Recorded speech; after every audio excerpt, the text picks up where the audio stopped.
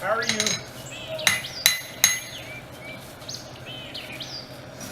I'm Bob Scott. I run the blacksmith shop here in Andersonville, Pioneer Village Farm, and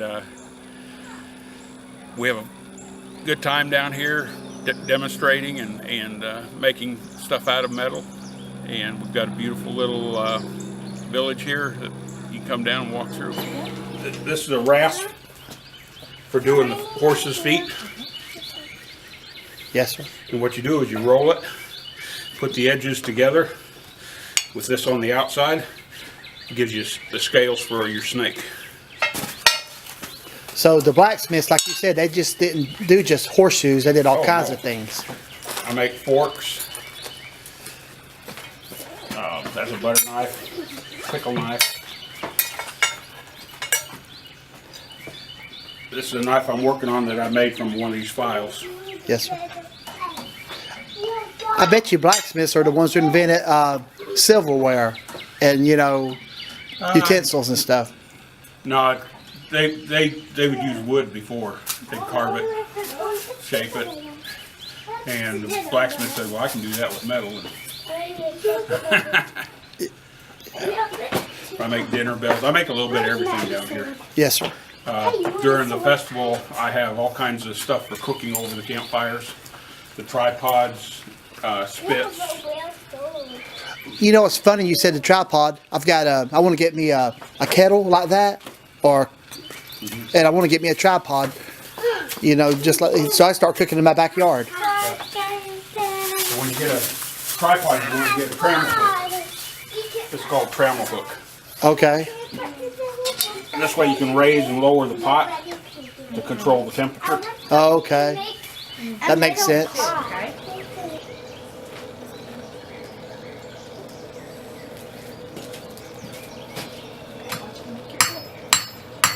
Do people still come up to you and ask you to make custom-made horseshoes?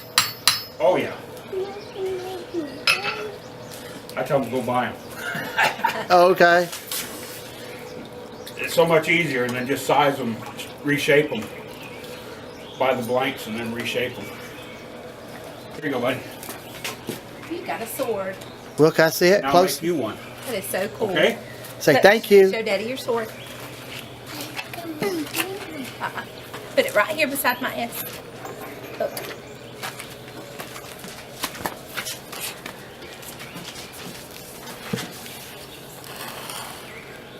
Okay, well, you can just put it down.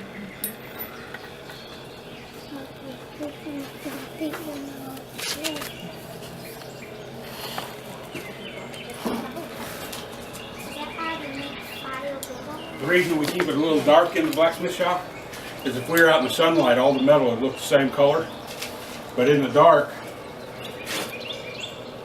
I can tell by the color what temperature the metal is.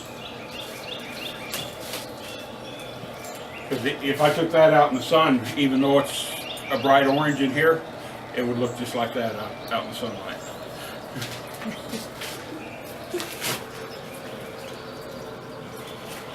That's about 1800 degrees.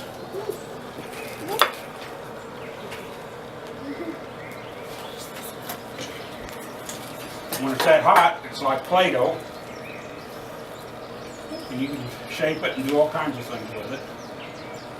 Well, you like Play-Doh. Hmm? He likes Play-Doh. Yeah. He's always making things with it. Me too, I like Play-Doh. Now, when you put it in the water, what does that do? Cools it Okay. so I can grab it. Okay, it doesn't make it stronger or weaker or anything? Is it? This is mild steel, low carbon, so it doesn't do anything to it other than cools it off. Now if I was to do that with high carbon steel, like one of those blades there, it would make it hard, and it would shatter if I dropped it on the concrete. There you go. Thank you. Say thank you. When did you become a blacksmith? I grew up on a farm where I had to shoot the horses as a kid. And then in the Army, they needed a horseshoer. So they asked me to put my paperwork in to do it for the Army. And when I put my paperwork in, they said, "Where's your certificate where you went to school?" I said, "I never went to school for it. It's just something I did growing up." Well, they wanted somebody with a certificate, so I took a month vacation, went to school.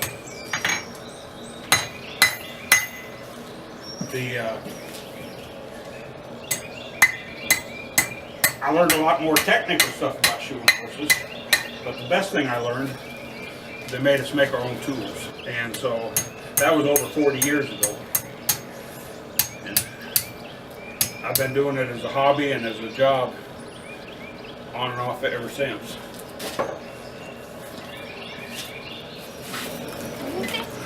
Now, where do you get your metal at? A lot of it I recycle Okay. out of other things, and then some of it I buy from the welding shop. Okay. Now, did blacksmiths ever make their own metal out of ore? No. Maybe a long time ago, but usually they were recyclers. Okay. At an old-time blacksmith shop back in the 1800s, 1700s, any piece of metal that came through off something that was broken and couldn't be fixed, they would throw it on a pile and then recycle it into something else. Now, if we would have went back in time to Andersonville back in the Civil War times, was there one blacksmith or were there several? There was one. Just one. So every town usually had one? It was a poor town if they didn't, Okay. because everything made out of metal came from the blacksmith shop. Okay. The tailor needed scissors and needles. That was made in the blacksmith shop. What? The What? dressmaker, she needed scissors, needles, made in the blacksmith shop. Everything, metal, hinges, nails, What? everything came from the blacksmith shop. Mr. Scott, what did you go to school at? I went to Oklahoma Horseshoeing School to learn more about horseshoeing and a little bit about blacksmithing. That's what got me started in blacksmithing. Have safe travel. There's nothing. Thank you so much.